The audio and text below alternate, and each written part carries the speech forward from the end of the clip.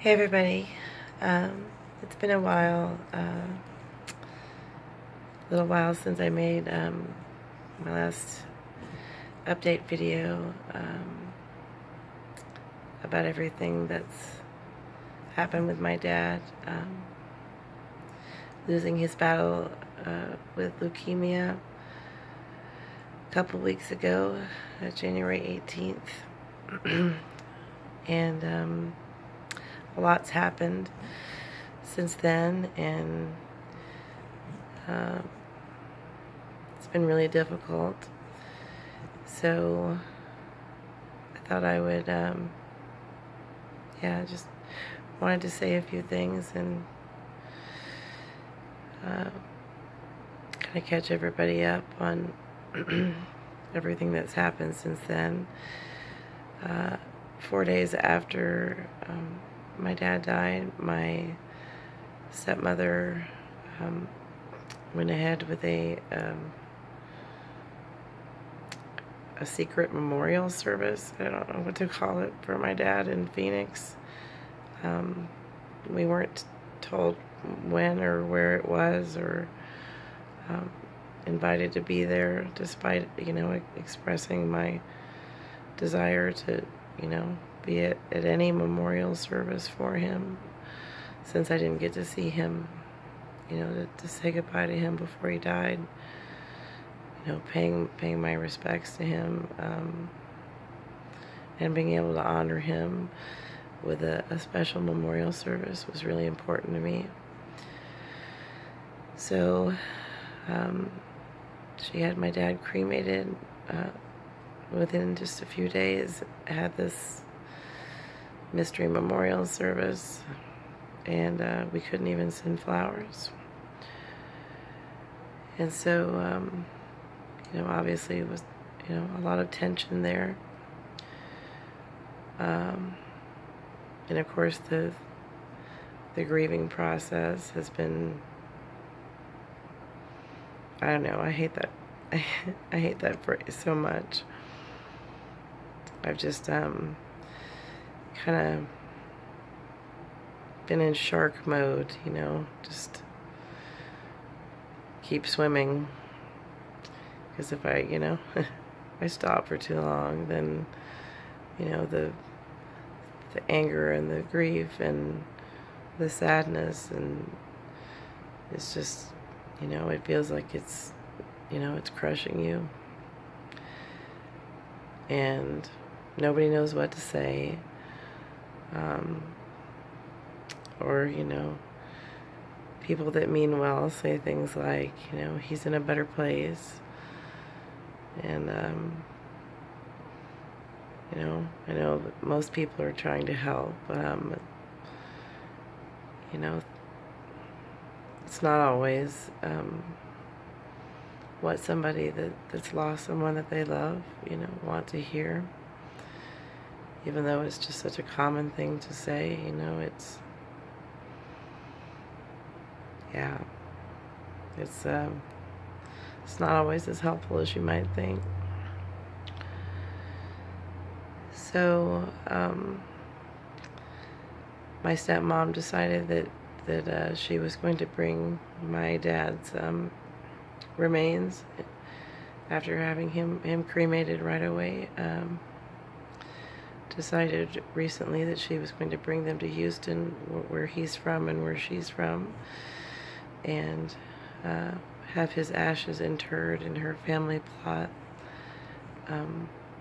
despite an expressed wish by him to be interred in his family plot next to my grandfather and grandmother. But my hands are kind of tied, without any way to prove that my dad put that in writing, and she won't tell me, who the executor of his estate is, so that I could try to at least make sure that his wishes were honored in that. And without that information, there's really nothing I can do.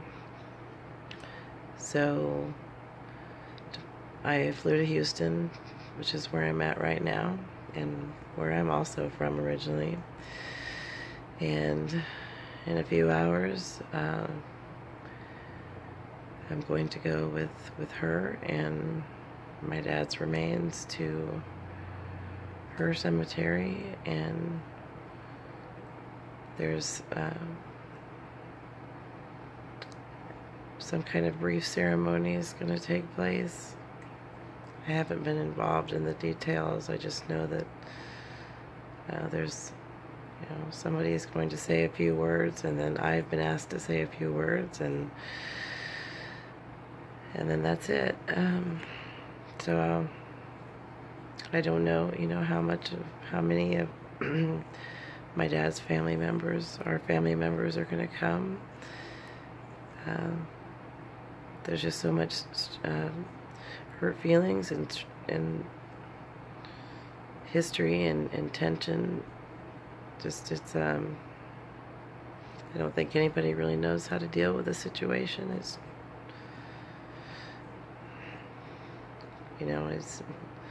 It's bad enough when you watch somebody that you love, get sick and die, but you add in so much emotional trauma on top of all of that, and the anger and game playing and manipulation, and this whole cauldron of just convoluted mess. So my mom's coming down to support me and be there with me in the morning, which I really appreciate, and I'm going to get up there and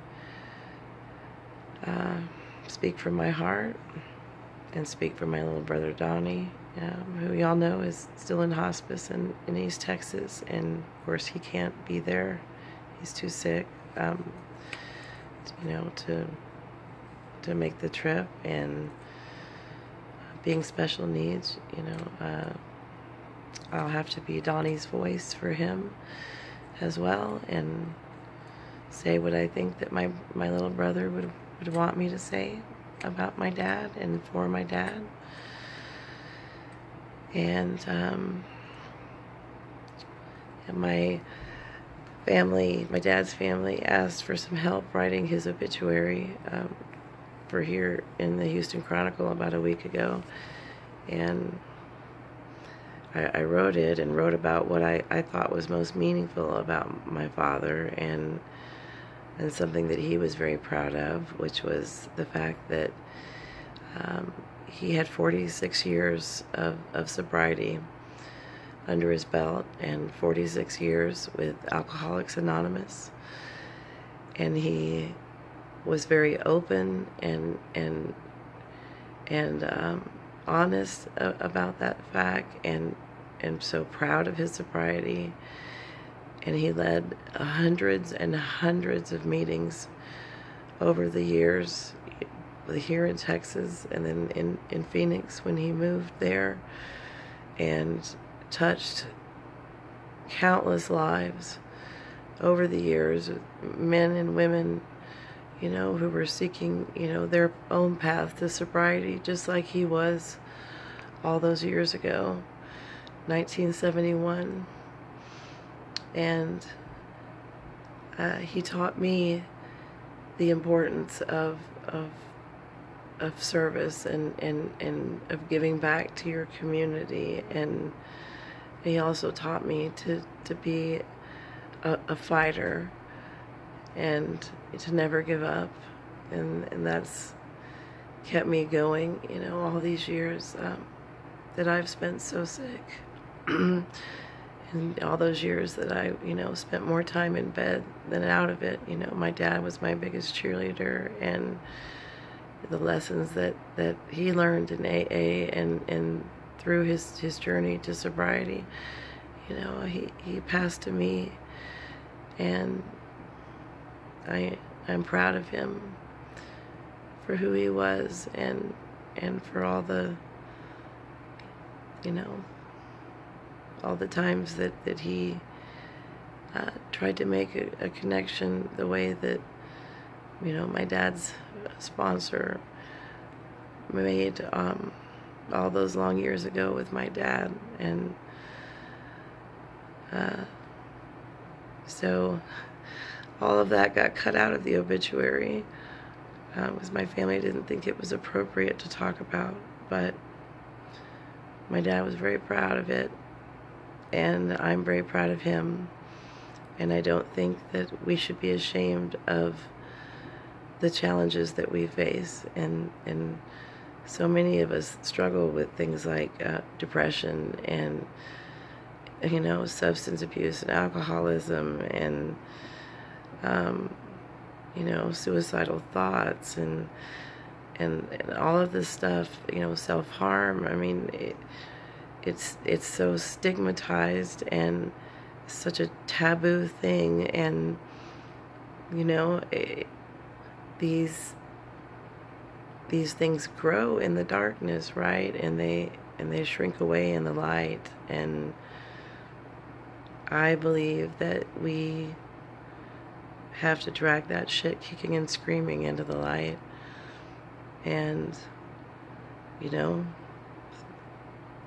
the dark things that nobody wants to listen to, those are the most important things, you know, sometimes I think to hear. So I try to live my life, you know, open and honest, and the way that he taught me to be, you know, fearless and brave, and to never be ashamed about the scars that we have, you know, the ones that you can see and the ones that you can't. You know, they're what make us beautiful, and they're what make us real. And I wouldn't be who I am today if it wasn't for the lessons that my father taught me in that respect. So this is a picture of my dad way back in the 70s at Pikes Peak in Colorado, looking all handsome and ready to start his life. And I hope it was a good one, Dad.